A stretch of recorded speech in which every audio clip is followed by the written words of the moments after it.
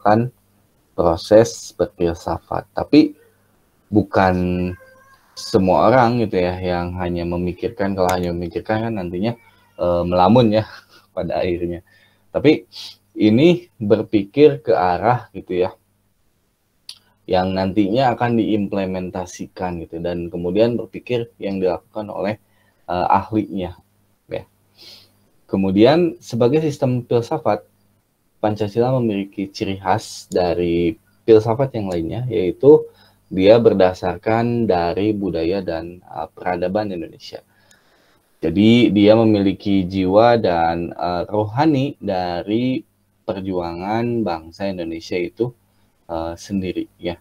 Jadi seperti diketahui di sebelum-sebelumnya bahwa perjuangan dari bangsa Indonesia itu menjadikan nilai-nilai Pancasila itu penuh akan semangat untuk memerdekakan manusia, menyimpan manusia dalam derajat yang penuh keadilan ya, penuh posisi ya dalam demokrasi. Posisinya makanya permusyawaratan perwakilan rakyat sangat ditempatkan, atau masyarakat ditempatkan dalam posisi yang nantinya memiliki peranan gitu ya di dalam membangun pemerintahan. Maka kita bahas juga bahwa Pancasila itu dilahirkan dengan semangat spiritualitas yang tinggi ya, dengan suasana kebatinan yang bagus tanpa adanya ternodai oleh nilai-nilai individu, nilai kelompok gitu ya, yang menodai nilai Pancasila ini. Kemudian sebelum kita lanjutkan, kita maknai dulu apa sih arti dari filsafat itu sendiri ya.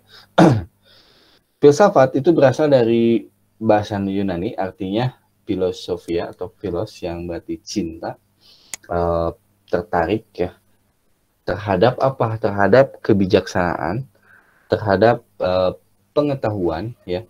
Kemudian tertarik terhadap intelijensia. Jadi dia memiliki kebijaksanaan, mencintai kebijaksanaan ya dalam melaksanakan aspek kehidupannya ya. Jadi dalam kehidupannya dia berpikir ya, dia tidak hanya begitu saja gitu, tapi dia memiliki kebijaksanaan.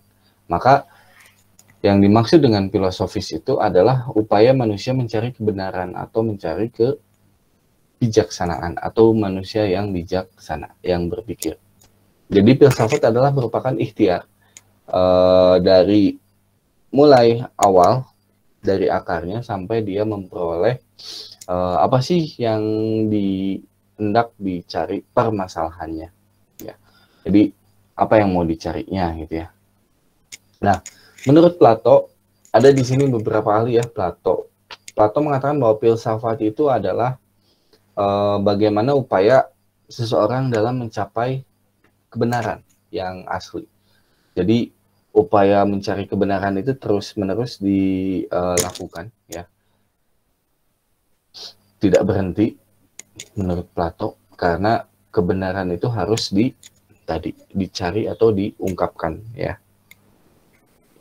Kemudian menurut Aristoteles, ilmu pengetahuan atau filsafat adalah terdiri dari ya banyak ya, metafisika, logika, retorika. Jadi tergantung dari kita sedang mencari apa nih ya.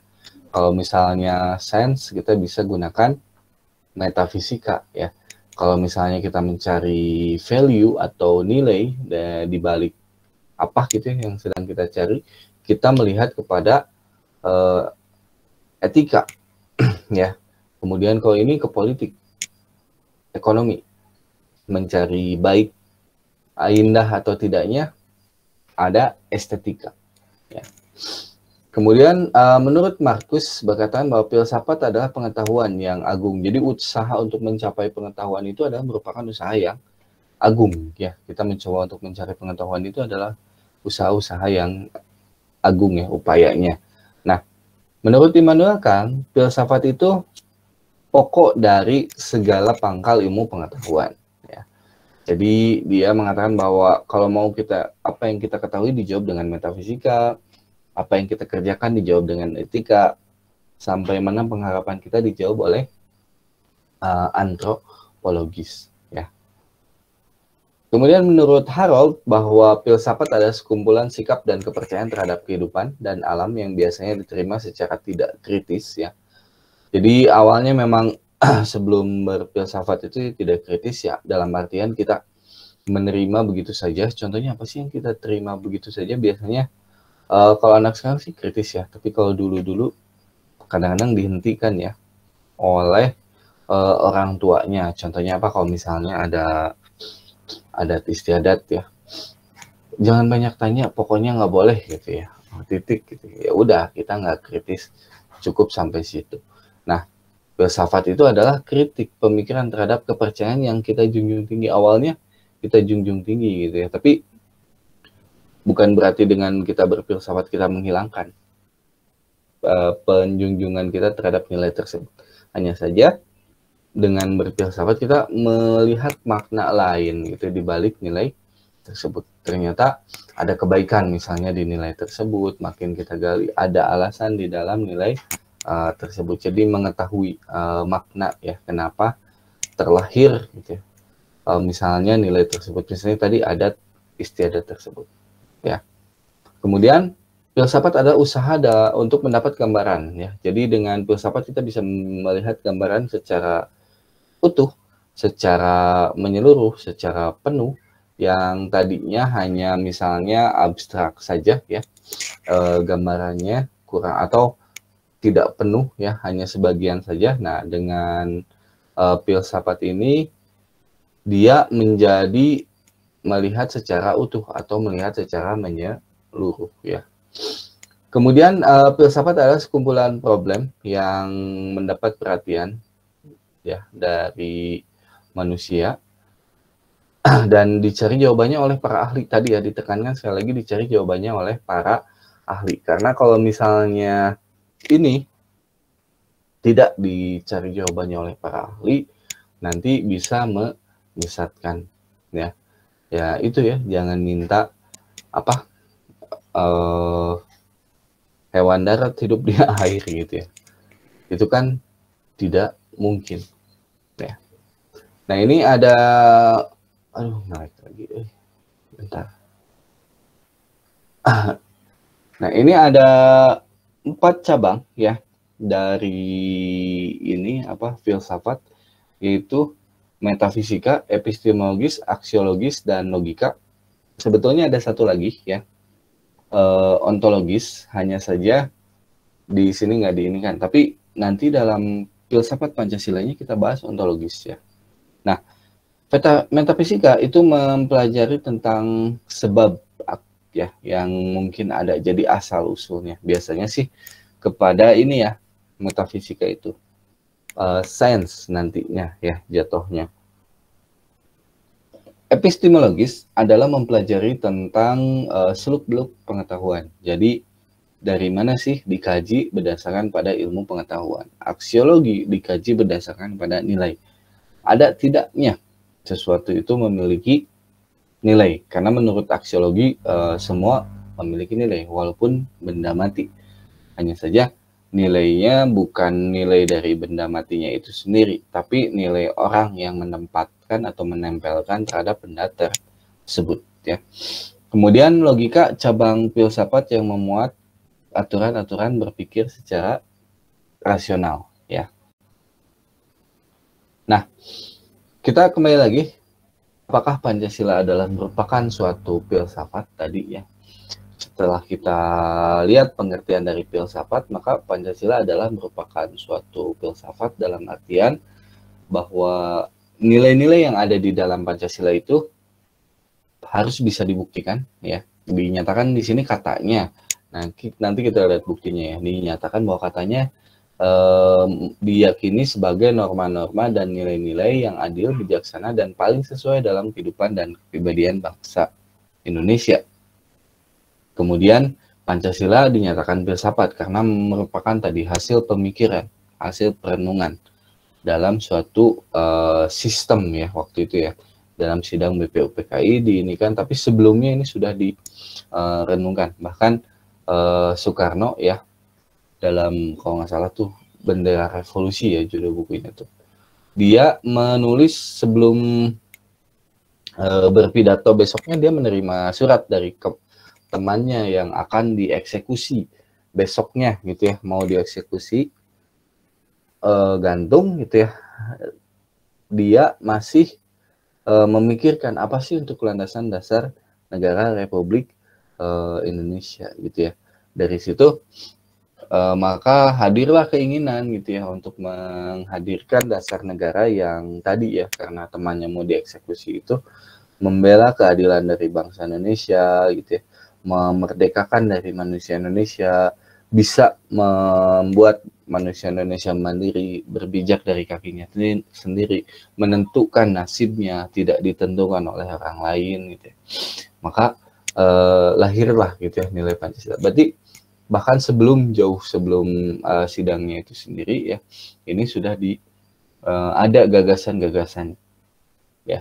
Kemudian menurut Soekarno bahwa Pancasila itu diambil dari Hindu, Kristen, dan Islam gitu ya, karena memang pada waktu itu wilayah kita ini ya, apa namanya, dipengaruhi oleh agama-agama ini. Jadi sebelum ini memang kita sudah memiliki nilai agama, yaitu animisme dan dinamisme ya. Kemudian ketika agama ini masuk, ini menggantikan ya animisme dan dinamisme tersebut.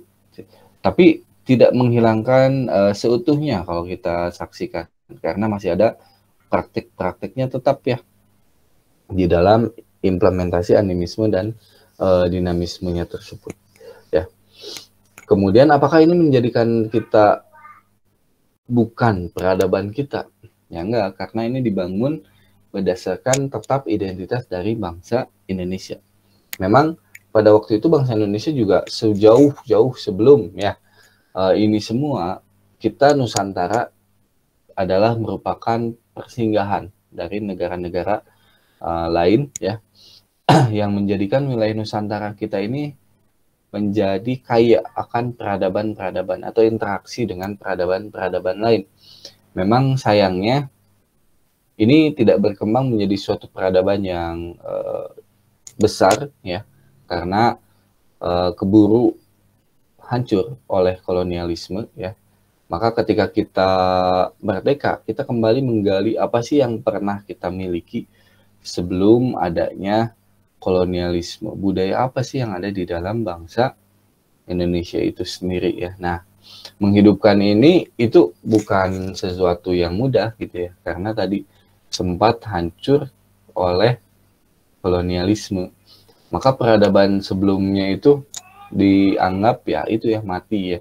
Nah, peradaban yang lahir setelah kolonialisme ya dianggap itu gitu, peradaban yang lahir di dalam kondisi kita tertindas gitu ya. Walaupun ada yang menghasilkan persatuan gitu ya, hanya saja ya itu gitu ya, nilai yang sebenarnya dari bangsa kita lahir sebelum kita dijajah ya. Nah, sekarang kita masuk ke pertama, dasar dari ontologis Pancasila. Apa sih ontologis? Ontologis itu adalah asal-usul.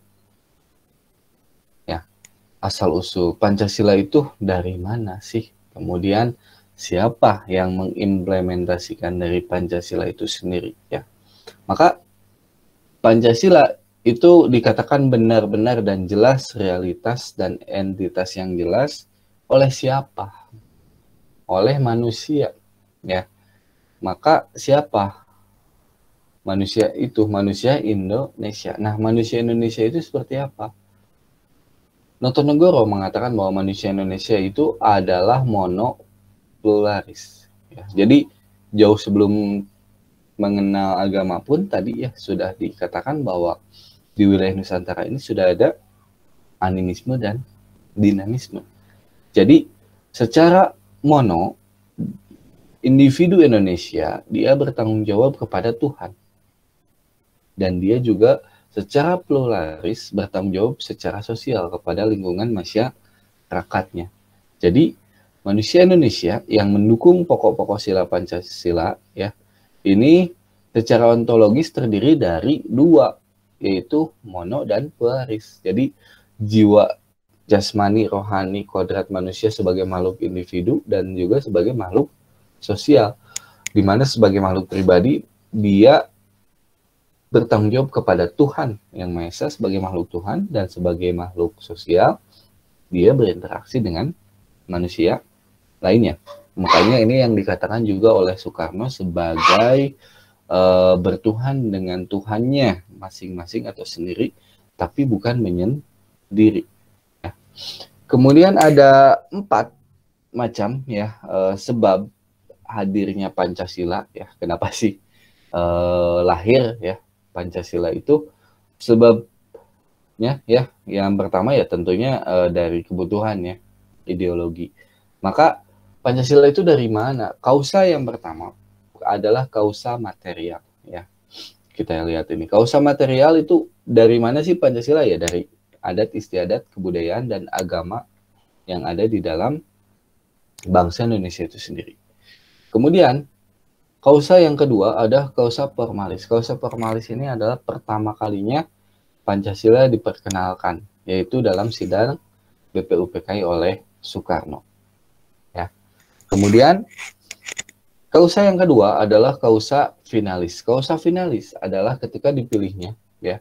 Setelah sidang BPUPKI kan banyak ya yang mengusulkan usulan sebagai calon ya dasar negara, tapi yang terpilih sebagai calon pada waktu itu adalah Pancasila.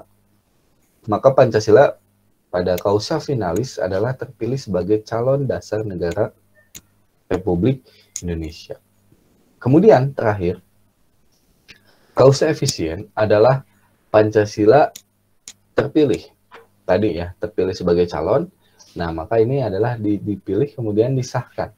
Maka imbasnya adalah implementasi kehidupan berbangsa dan bernegara setelah terpilihnya Pancasila sebagai dasar negara adalah seluruh kehidupan harus berlandaskan kepada nilai Pancasila. Oke, yang pertama tadi kausa material, artinya gimana?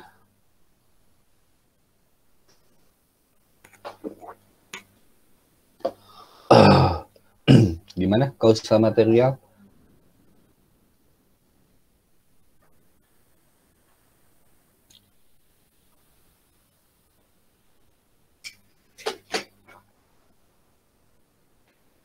Gimana?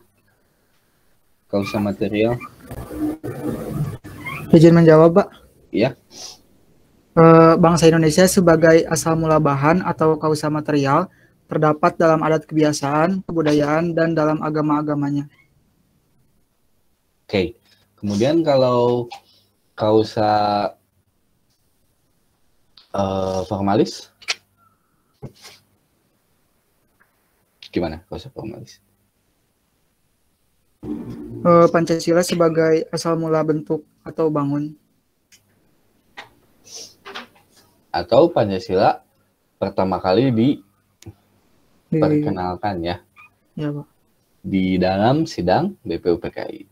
Kemudian kausa finalis? Asal mula tujuan dari Pancasila sebagai calon dasar filsafat negara. Calon ya, calon dasar filsafat. Betul, sudah mau diputuskan menjadi calon menjadi dasar negara, tapi masih calon ya. Nah, kausa efisien adalah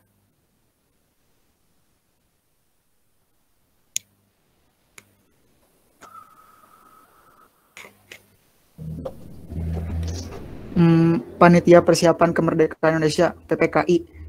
Jadi gimana? Yaitu yang menjadikan Pancasila sebagai dasar filsafat yang sebelumnya ditetapkan sebagai calon dasar filsafat negara. Jadi setelah ini imbasnya apa?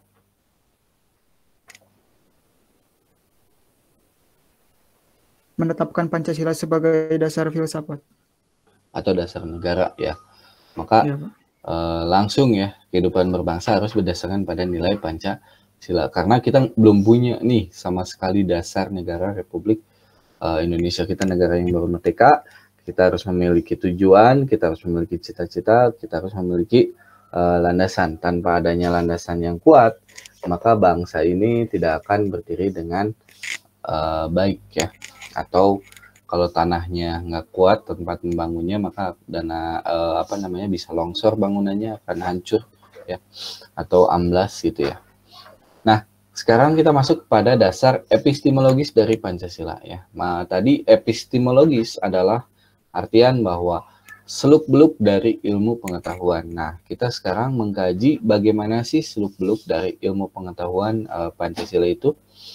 Dalam mewariskan ilmu pengetahuan itu diwariskan ada yang formal gitu ya, ada yang informal ya. Nah, kalau misalnya secara formal tentu saja berarti pembelajaran Pancasila di dalam pendidikan. Nah, kita semua itu sudah kenal ya dengan baik ya. Dimulai dari awal mulanya P4 gitu ya.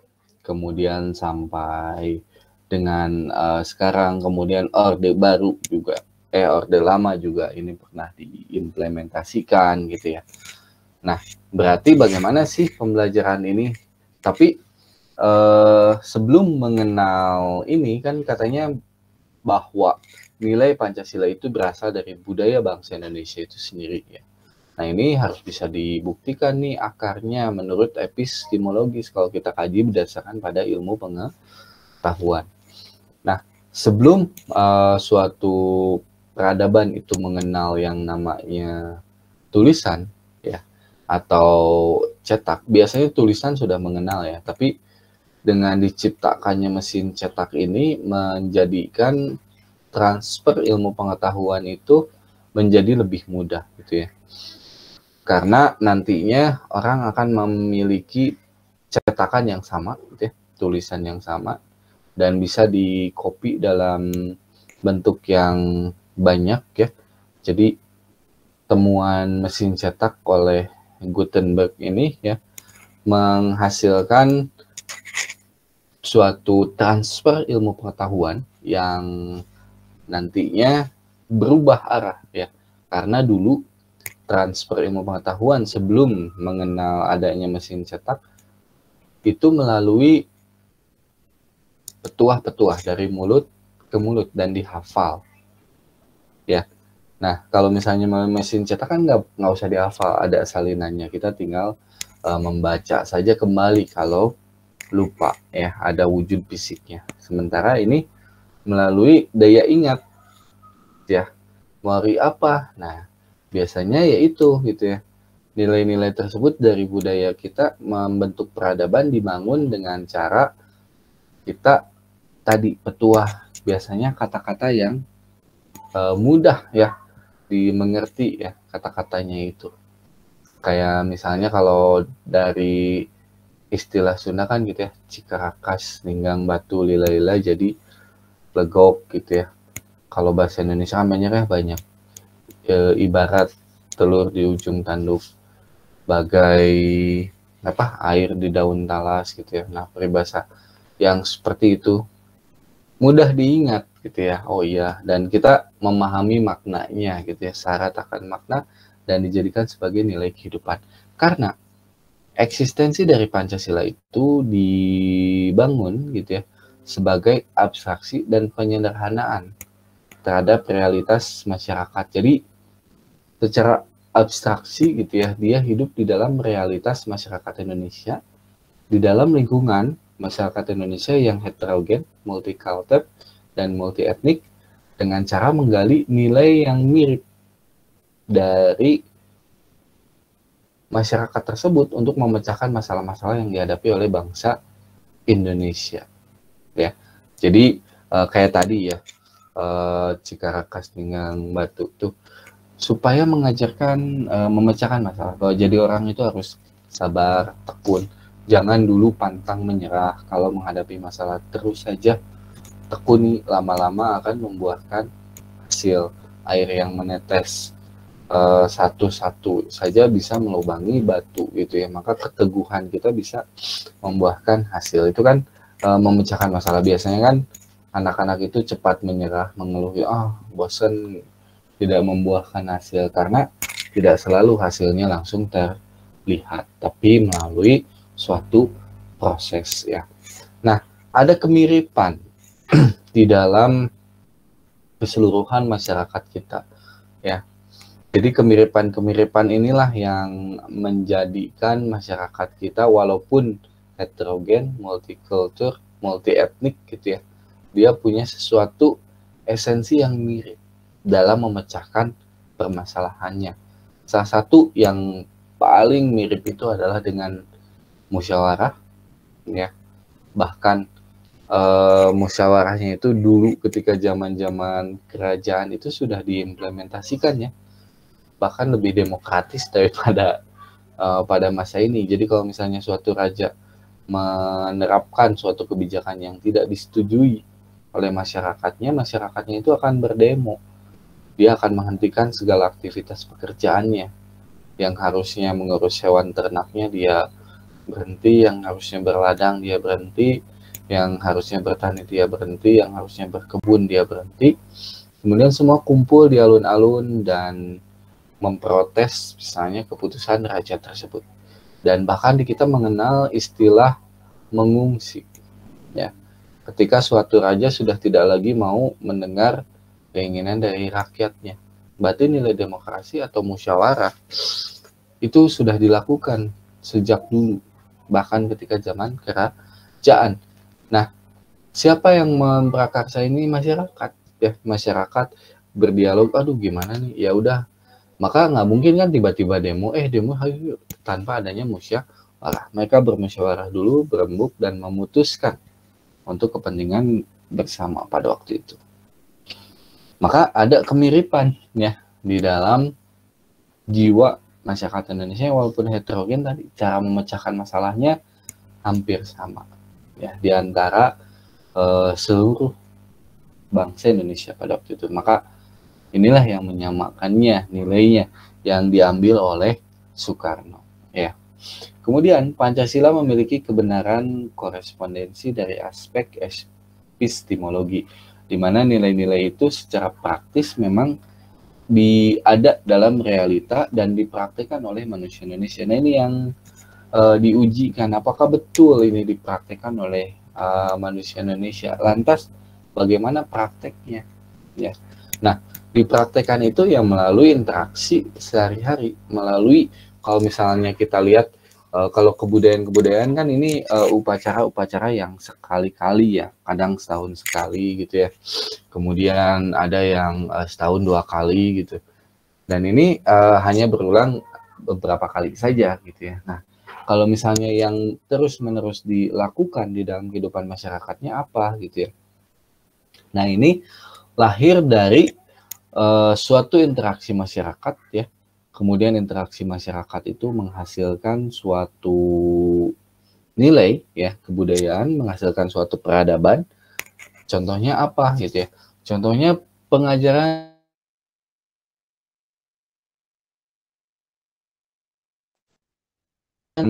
bagaimana kita harus hidup bertetangga, bagaimana kita harus menghargai orang lain, kita harus berbuat baik kepada orang lain. Kalau kita tidak mau, ini kan merupakan ajaran tidak mau disakiti ya oleh orang lain. Ini kan merupakan adalah ajaran-ajaran yang ada di dalam nilai-nilai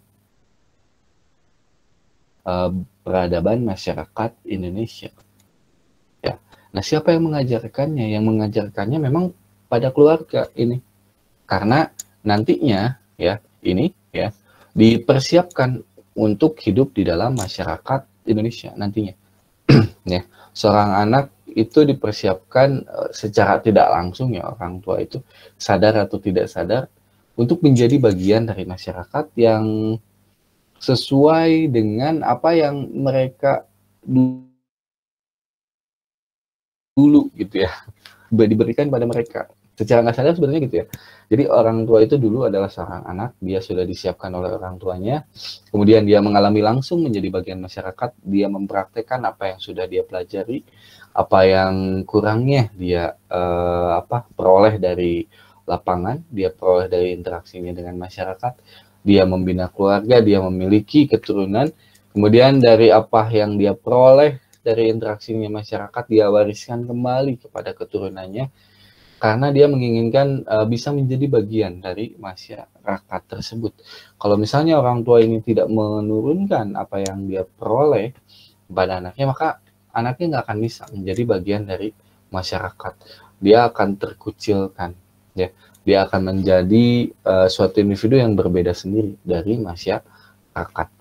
Karena kita sebetulnya sudah diberikan gitu ya wawasan, ya, kamu jangan gitu, jangan gitu, ke orang jangan gitu. Nah, itu tuh sebetulnya adalah persiapan ke kita, ya, untuk kita nantinya secara sadar atau tidak sadar itu sudah menjadi bagian dari masyarakat. Kita dewasa, kita makin berinteraksi dengan masyarakat. Yang awalnya masyarakatnya yang kecil ya, hanya anak-anak saja, makin dewasa lingkungan yang lebih besar lagi, dan jadilah gitu ya identitas atau karakter kita.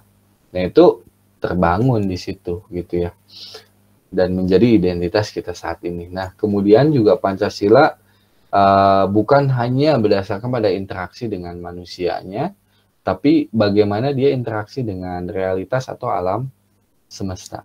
Ya, jadi masyarakat Indonesia itu berinteraksi dengan alamnya gitu ya. Kemudian dia menggunakan alamnya untuk menjadi suatu proses pembelajaran, ya. Dan dari alam tersebutlah menciptakan peradaban dan menciptakan kebudayaan, bahkan menciptakan pendidikan, ya. Belajar dari alam gitu ya, harus ilmu padi lain sebagainya, itu karena melihat kondisi alam dan berinteraksi dengan alam tersebut, ya.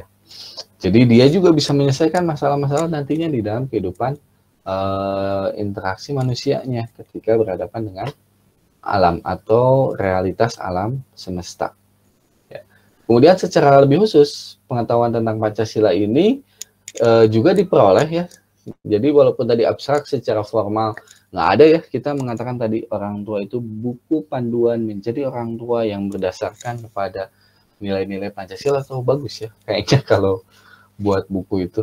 Jadi tiap orang tua punya handbook ya untuk menjadi orang tua yang berdasarkan kepada nilai Pancasila. Jadi abstrak ya memang, tapi kita bisa lihat keadaannya, keberadaannya dari nilai tersebut di dalam pluralistik dan heterogennya masyarakat Indonesia. Ya, kita bisa lihat ketika kita dari apa sih ketika kita berinteraksi ya. Kalau kalian yang sering bepergian ke seluruh misalnya wilayah Indonesia, kalian bisa merasakan gitu ya, ininya apa, tidak jomplang gitu ya, tidak merasakan kaget ya kalau misalnya kita keluar negeri itu. Orang, Bapak juga belum pernah ya menetap lama, tapi katanya kalau lama itu merasakan yang namanya kultur shock atau shock budaya. Kok begini gitu ya. Nah, ketika penerimaannya di dalam negaranya kita sendiri, kita merasa, oh ya ini begini. Karena memahami gitu ya. Secara garis besar ada intisari yang sama gitu ya. Ketika kita ke wilayah-wilayah yang ada di Indonesia. Jadi maka, oh ya, kita bisa menerima dan menjadi bagian dari itu. Karena akar Pancasila itu berpijak dari budaya masyarakat Indonesia itu sendiri ya. Aduh. Oke. Terakhir kita lihat sekarang dari aksiologi ya Pancasila. Jadi aksiologi itu berdasarkan apa? Berdasarkan value ya. Berdasarkan kepada nilai. Nah, kita lihat apa sih yang menjadi nilai dari Pancasila itu?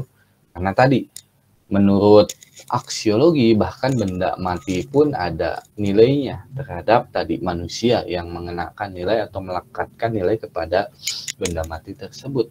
Nah, sekarang Pancasila nih, apa sih nilai Pancasila itu?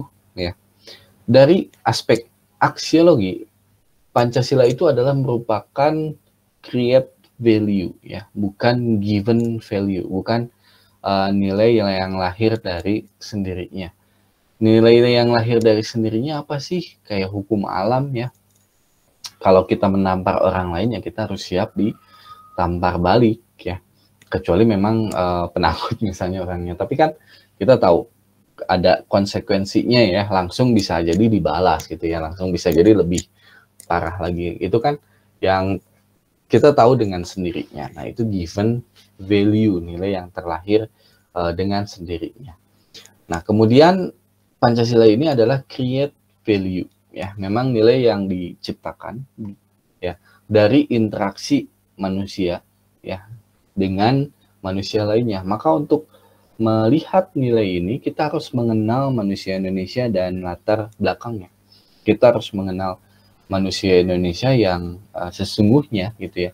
Jadi kalau misalnya dikatakan katanya manusia Indonesia itu adalah tidak tepat janji ya, kemudian santai katanya. Tama bisa jadi orang Sunda unggul ya, kadang-kadang kumaha engke gimana nanti gitu ya. Nah, bukan itunya gitu ya, tapi apa sih yang mendasari, apa sih yang menjadi karakteristik dari masyarakat atau manusia Indonesia itu sendiri? Apa sih yang menjadi nilai atau penghargaan manusia Indonesia itu terhadap apa ya? Jadi itu harus kita lihat dari dalam dirinya ya. Jadi kita harus lihat secara intrinsik, yaitu dirinya itu apa sih yang paling ingin dicapainya di dalam diri masyarakat Indonesia. Apakah keselarasan hidup ya, apakah keadilan, apakah kedamaian gitu ya, itu yang ingin dicapainya. Kemudian nanti dalam upaya untuk mencapai keinginan itu diciptakanlah ekstrinsik atau dijadikan sebagai tools atau instrumen atau alatnya yang nantinya digunakan untuk mencapai tujuan tersebut. Di sini kita contohkan gini, aliran hedonisme. Aliran hedonisme seperti kita ketahui ya, sudah dibahas juga di dalam nilai moral ya. Ini menekankan kepada kesenangan. Maka instrumennya yang berada di luar dirinya ya, yang dia gunakan untuk mencapai kesenangannya itu apa? Misalnya ya tadi ya, membeli barang-barang mewah, misalnya barang-barang branded ya. Makanya kadang disebut berlebihan misalnya oleh kita gaya hidup hedonisme itu. Kok jadi gaya hidup hedonisme menjadi mewah, bermewah-mewahan. Sebetulnya hedonisme itu sendiri bukan mengarah kepada kemewahan. Kalau dianya menganggap kesenangan itu datang dari kesederhanaan, bagaimana? Tapi jarang ya yang mendatangkan bahwa oh yang sederhana inilah yang bahagia ya. Kemudian di sini juga dicontohkan aliran utilitarianisme ya, yang menjadikan bahwa dirinya itu bermanfaat. Maka untuk menjadikan dia bermanfaat, apa nih toolsnya? Apakah menjadi relawan misalnya? Apakah dengan menjadi dermawan ya? Jadi alat apa yang nantinya digunakan? Tapi awalnya adalah dari dalam dirinya dulu, intrinsiknya ya. Nah, intrinsik dari nilai Pancasila itu sendiri itu diambil dari budaya bangsa Indonesia ya, dan juga ada budaya luar dari Indonesia, karena tadi bangsa kita memang menjadi persinggahan pada waktu itu ya, persinggahan peradaban-peradaban yang menjadikan peradaban kita ya cukup unik ya, karena berbau peradaban luar ya. Kalau kita ini ternyata kalau di trace gitu ya, misalnya kadang-kadang kalau kita trace congklak, oh ternyata kok ada gitu ya dari Timur Tengah gitu ya, mirip, tapi ternyata di implementasinya lebih berbeda nilai budayanya di kita gitu ya, ada yang berbau nilai kita dan unik menjadi milik bangsa kita sendiri ya. Kemudian kekhasan nilai yang meletak dari bangsa kita adalah diakuinya nilai ketuhanan ya, kemanusiaan, persatuan, kerakyatan, keadilan. Jadi ini yang khas, yang membedakan dengan negara lain yang khusus. Tapi yang khusus ini gitu ya, ini bisa jadi universal juga, ya. Karena ketuhanan itu bukan hanya milik manusia Indonesia saja. Kemanusiaan bukan milik manusia Indonesia saja. Persatuan, kerakyatan, keadilan sosial ini bukan hanya milik manusia Indonesia saja. Hanya saja kita punya kekasan terhadap nilai ketuhanannya, terhadap nilai kemanusiaan yang berbeda, tapi punya nilai universalnya. Ya, kayak kita lah ya sekarang. Kita sama ya, kalau misalnya kita bilang remaja ya, apa sih bedanya remaja kita dengan di luar? Sama ya, kalau misalnya malam minggu sebelum COVID misalnya suka nongkrong di kafe atau warung kopi ya di kita, sama ya, menggunakan misalnya celana jeans, kaos misalnya t-shirt, kemeja gitu kalau laki-lakinya ya, secara general fashionnya sama gitu, tapi punya kekasan yang berbeda ya.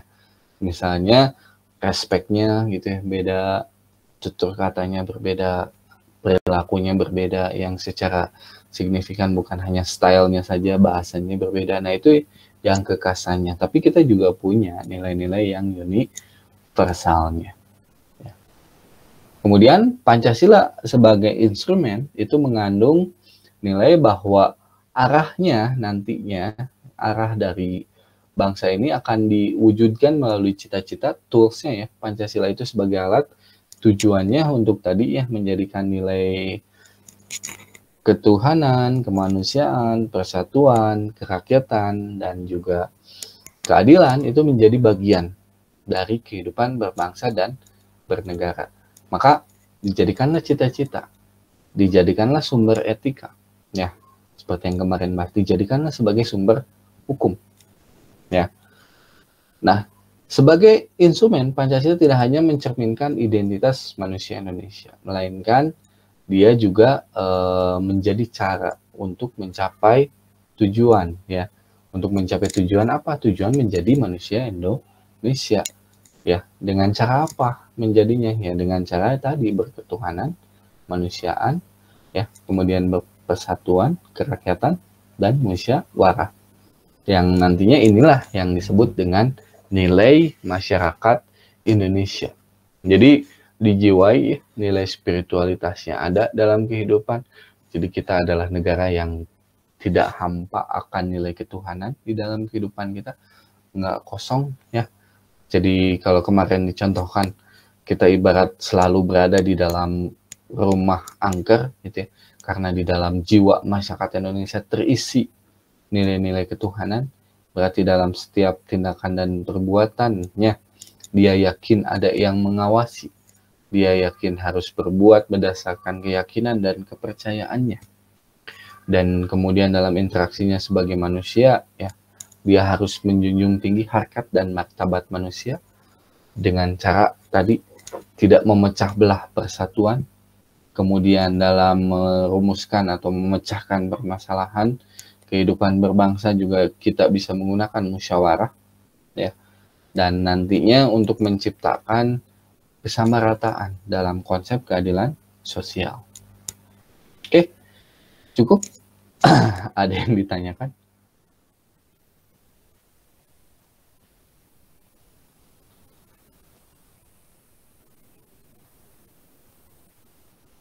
Nggak ada? Kalau gitu kita ini dulu ya. Apa namanya? Absen dulu ya. Kadang-kadang banyak yang kelewat nih kalau nggak gini.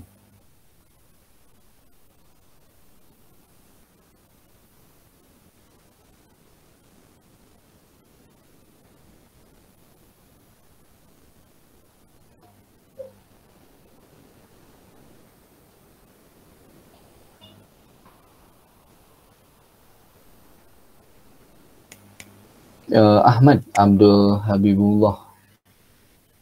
Ada? Ada, Pak. Aisyah Anjani.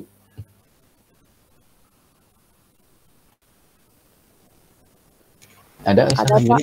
Ada. Ada, Okay. Pak. Ali Muhammad Ikram. Amanda Sinta. Ada, Pak. Ada, Pak. Amira Labibah. Amira ada? Nggak ada. Di sininya belum pilih hadir sih. Nggak ada. Ada yang lihat nggak di sini? Di apa namanya? Google Meet? Nggak ada ya? Oke. Andika? Hadir, Pak. Anwar? Hadir, Pak. Deoni? Hadir, Pak. Zaki? Hadir, Pak. Elvira? Hadir, Pak. Gian? Hadir, Pak. Halimah? Hadir, Pak. Imas? Hadir, Pak. Irgi? Hadir, Pak. Latifa? Hadir, Pak. Maitri? Hadir, Pak. Muhammad Fauzan? Oh, Rusian ya? Kalau nggak salah. Ya, Iya, Pak. Pak. Desain, Pak. Muh Agung? Hadir, Anugrah? Pak. Muhammad Hadir, Pak. Kahfi? Hadir, Pak. Muhammad Fadil? Hadir, Pak. Muhammad Putra? Hadir, Pak. Naufal Aditya? Hadir, Pak. Neisa? Hadir, Pak. Rizky? Hadir, Pak. Sania? Hadir, Pak. Safwa? Hadir, Pak. Saila? Hadir, Pak. Syara? Hadir, Pak. Teddy? Ada ya? Widya? Widyawati? Ada, Pak. Yuni? Hadir, Pak. Oke, Mbak Titi satu aja ya tadi ya. Ada yang tahu kemana? Amira?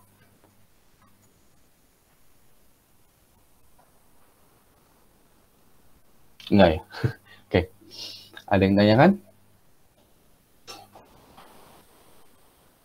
Nggak ada? Kalau nggak ada mau dicukupkan?